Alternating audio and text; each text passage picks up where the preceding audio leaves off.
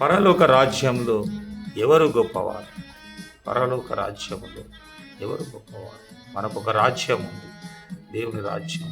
అదే పరలోక రాజ్యం. మన విశ్వాసం నిత్య జీవం. పరలోక రాజ్యం. పరలోక రాజ్యంలో ఎవడు గొప్పవాడు? ఆయన ఇచ్చిన ఆజ్ఞలను గైకొని, దేవుడు ఇచ్చిన ఆజ్ఞలు దేవుడు ఏర్పాటు చేసినవి. మరి ఆయన ఇచ్చిన ఆజ్ఞలను గైకొని దాన్ని బోధించి వాడేవాడు. ఆజ్ఞలను గైకొంటూ బోధించాలి. కొందరు గైకొనకుండా బోధించేవారు చాలా మంది లోపల మనకు కనబడతారు. వారు గైకొనరు, ఆజ్ఞలను గైకొనరు, వారు పాటించరు, కానీ బోధించడంలో మాత్రం వారు ముందుగా ఉంటారు. మరి ఆజ్ఞ దేవుడు ప్రభు అయిన యేసుక్రీస్తు వారు చెప్తున్నాడు, ఆజ్ఞలను గైకొని వాటిని బోధించి వాడేవాడో వారు పరలోక రాజ్యంలో గొప్పవాడు.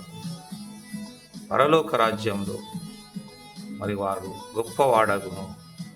వాటిని గైకొని బోధించి వాడే పరలోక రాజ్యములో గొప్పవాడగునని తన శిష్యులకు కొండ మీది ప్రసంగంలో యేసు ప్రభుల వారు బోధించారు.